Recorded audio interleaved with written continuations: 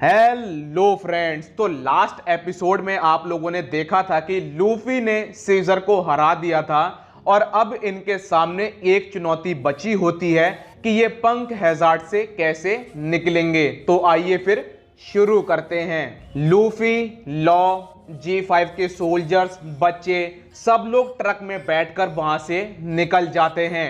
Monet का काम होता है कि वो बस बटन दबाए और पंख हैजार्ड को उड़ा दे। इधर जो सीजर होता है, सीजर के पास स्मोकर का दिल होता है और वो उसमें छुरा घोंपने वाला होता है। इधर हमें दिखाया जाता है जो मोमो होता है, मोमो की नजर कीनेमोन के ऊपर पड़ती है और वो उसे देखकर रोने लगता है क्योंकि कीनेमोन अब स्टैचू बन चुका होता है, जिस वजह से उसको ठीक करना मुश्किल होता है। तो अब हमें क्या दिखाया जाता है कि मोनेट अपनी उंगली रख देती है बटन के ऊपर और वो उसे दबाने वाली होती है, लेकिन तभी मोनेट मर जाती है। इधर सीजर क्या करता है, उस दिल में छुरा घोंप देता है, लेकिन अब हमें पता पड़ता है कि वो दिल स्मोकर का नहीं बल्कि मोनेट का होता है। ये कैसे, अब हमें बताया जाता है। स्मोकर क्या करता है, लॉ से बात कर रहा होता है। वो बोलता है कि जब हम लोग इस टनल से बाहर निकल जाएंगे, तुम्हारे रास्ते अलग होंगे और मेरे रास्ते अलग होंगे, लेकिन मैं ये जानना चाहूंगा कि तुम्हें मेरा दिल कैसे मिला। तो अब लॉ बताता है कि मैंने अपना दिल सीजर को दे दिया था ताकि मैं उसका भरोसा जीत सकूं, लेकिन जब मैंने तुम्हारा दिल निकाला था तो मेरे पास थे दो दिल, पहला मोनेट का था और दूसरा तुम्हारा था, लेकिन मैंने सीजर को मोनेट का दिल दिया था स्मोकर का दिल बता के। रूम डी में धमाका होता है। इधर फ्रैंकी की बैटल बफेलो और बेबी 5 से चल रही होती है, जहां पर फ्रैंकी बहुत मजे से लड़ रहा होता है। धमाके की वजह से होता क्या है कि अब लूफी लोगों के पीछे पॉइजनस गैस पड़ जाती है। लूफी लोगों के सामने कुछ अड़चने भी आती हैं, जैसे जब धमाका होता है तो एक दो चट्टान के टुकड़े नीचे गिरते भी हैं, मतलब पत्थर गिरते हैं बड़े बड़े, तो जोरो उन्हें काट देता है। और इधर हमें दिखाया जाता है कि डोफ्लामिंगो अब अपने कमरे से बाहर निकलता है और वो पंख हैजार्ड में आ रहा होता है। बेबी 5 फ्रैंकी के ऊपर अपने सारे वेपन ट्राई कर लेती है, लेकिन जर्नल फ्रैंकी को रोक पाना उसके लिए एकदम नामुमकिन सा हो जाता है। इधर हमें दिखाया जाता है कि सबकी मुश्किलें बढ़ जाती हैं क्योंकि इनके पीछे पॉइजनस गैस पड़ जाती है। जिसके बाद होता क्या है, जो नेवी के सोल्जर्स होते हैं वो बोलते हैं कि अगर पीछे हमारे पॉइजनस गैस है, इसका मतलब जो रास्ता हमें आगे नजर आ रहा है वहां पर भी पॉइजनस गैस होगी। अगर हम लोग बाहर निकलते हैं तो मारे जाएंगे। क्या यहाँ पर कोई ऐसा है जो तूफान बना सकता हो? तो लूफी की निगाह जाती है नामी के ऊपर और वो नामी से बोलता है कि मुझे तुम पर पूरा भरोसा है।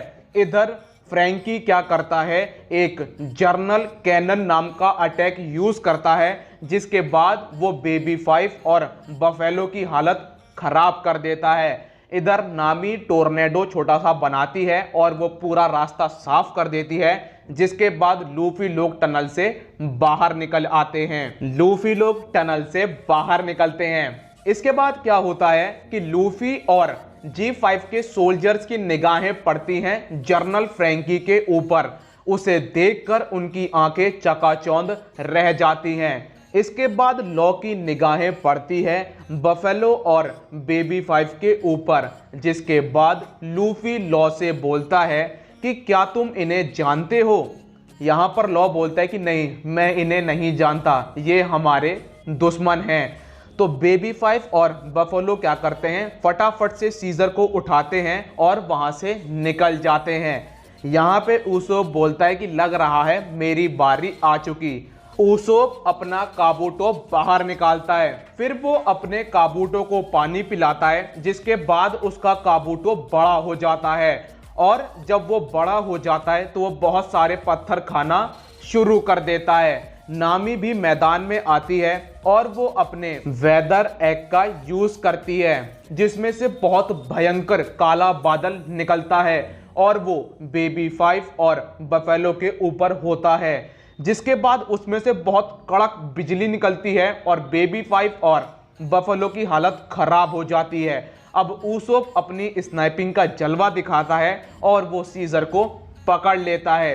इधर जो डोफ्लामिंगो होता है वो भी धीरे धीरे पंक हैजार्ड में पहुंच रहा होता है और एंड में हमें एक व्यक्ति दिखाया जाता है जो बोलता है कि पंक हैजार्ड किधर है। नेवी के सोल्जर्स अब क्या करते हैं कि वो एक काले रंग की बहुत बड़ी लाइन खींच देते हैं और बोलते हैं कि देखो स्ट्रॉ हेड, तुम लोग इधर नहीं आओगे और ना ही हम लोग उधर आएंगे। लेकिन यहाँ पर जो स्मोकर होता है वो बोलता है कि तुम लोग कैसी बचकानी हरकतें कर रहे हो, मैंने ये बोला था कि तुम पायरेट से दोस्ती मत करना। फिर वो लोग कहते हैं ओके सर, हम समझ गए हमें क्या करना है। इधर हमें दिखाया जाता है ब्राउन बियर्ड। लूफी बोलता है कि अभी तो हम दोस्त बने थे और तुमने अपने आप को नेवी के हवाले कर दिया। ब्राउन बियर्ड बोलता है कि सीजर ने मेरे ऊपर कुछ ड्रग्स वाले एक्सपेरिमेंट किए थे, कुछ अलग तरीके के एक्सपेरिमेंट किए थे, तो नेवी ने मुझसे वादा किया है कि वो लोग मेरा ख्याल रखेंगे, मुझे अच्छे से ट्रीट करेंगे, इसलिए मैंने अपने आप को नेवी के हवाले कर दिया है। वैसे लूफी, जब तुमने सीजर को पीटा तो मुझे बहुत अच्छा लगा। इधर हमें दिखाया जाता है कि नामी सोचती है कि बच्चों को मैं पहले घर में छोड़ूंगी, फिर आगे का एडवेंचर होगा। लेकिन ताशगी बोलती है कि प्लीज़ बच्चों को मैं छोड़ूंगी और मैं ये पूरी रिस्पॉन्सिबिलिटी लेती हूँ। नामी मना कर देती है, बोलती है कि नेवी की वजह से ही बच्चे ऐसी कंडीशन में पहुंचे, लेकिन ताशगी बोलती है कि ये मेरी जिम्मेदारी है और मैं वादा करती हूँ कि एक एक बच्चे को उसके घर पे छोड़ूंगी और अगर बच्चों को कोई तकलीफ होती है तो मैं खुद वेगापंक से बात करूंगी कि वो इन बच्चों का ख्याल रखे। तो वो मान जाती है।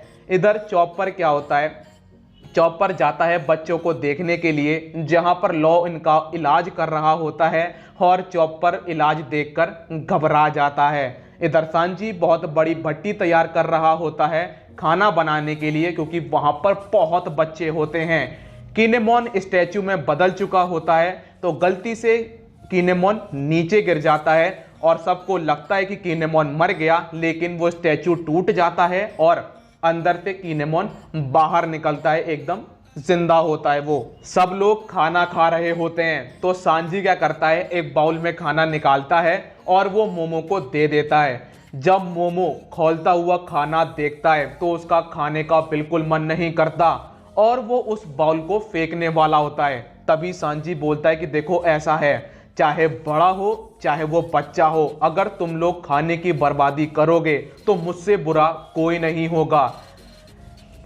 आंखों में आंसू होते हैं मोमो को, वो खाना नहीं चाह रहा होता है। तभी क्या होता है, किनेमोन खाना शुरू कर देता है और बोलता है कि अगर जीना है तो खाना पड़ेगा। इन लोगों ने हमारे ऊपर बहुत दया दिखाई है, तुम्हें इन पर भरोसा होना चाहिए। अब मोमो भी खाना शुरू कर देता है।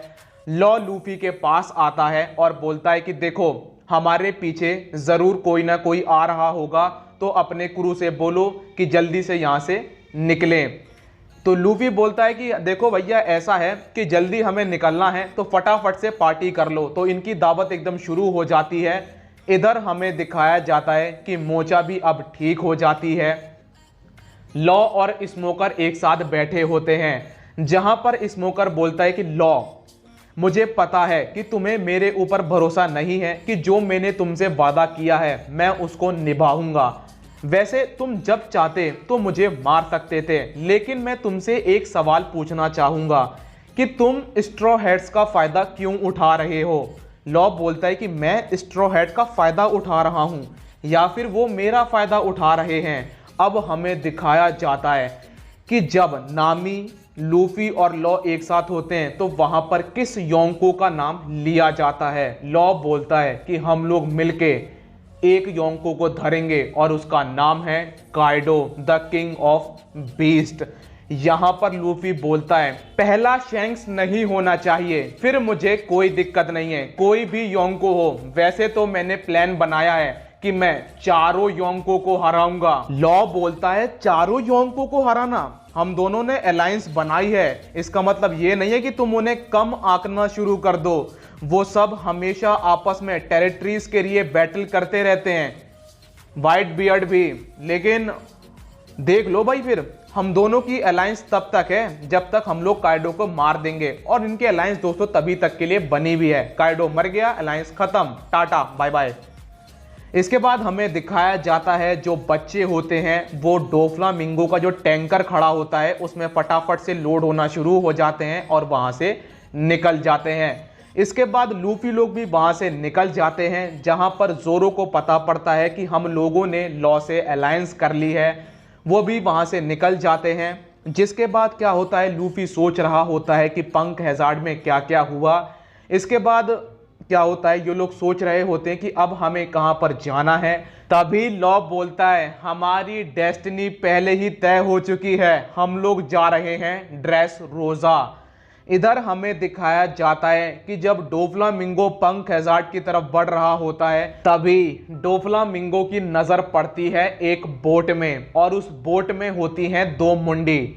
जैसे ही डोफ्लामिंगो उस बोट पर उतरता है वो देखता क्या है कि बेबी 5 और बफेलो की मुंडी उसमें रखी हुई है, वहां पर एक स्नेल भी रखा हुआ है, और उस स्नेल में लॉ का फोन आता है। डोफ्लामिंगो फोन उठाता है, लॉ बोलता है मुझे पता है तुम बर्बाद हो चुके हो, चलो आओ बातचीत करते हैं, सीजर को मैंने किडनैप कर लिया है, इसके बाद SAD को मैंने बर्बाद कर दिया है, अब तुम और स्माइली नहीं बना सकते हो। और जब ये बात काइडो को पता पड़ेगी तो उसका दिमाग खराब हो जाएगा, और वो तो बातचीत करने वालों में से भी नहीं है, वो तुम्हें बर्बाद कर देगा। सुनो, अगर तुम बचना चाहते हो तो तुम शिचिबुकाई के पद से इस्तीफा दे दो, और हाँ, कल ये खबर न्यूज़पेपर पे छप जानी चाहिए, तब मैं तुम्हें दोबारा फ़ोन करूँगा। और दोस्तों डोफ्लामिंगो की हालत खराब हो जाती है, यहीं पर एपिसोड भी ख़त्म हो जाता है। मिलता हूँ नेक्स्ट वीडियो में, जब तक के लिए अपना ख्याल रखिए, कोरोना से सावधान, गुड बाय।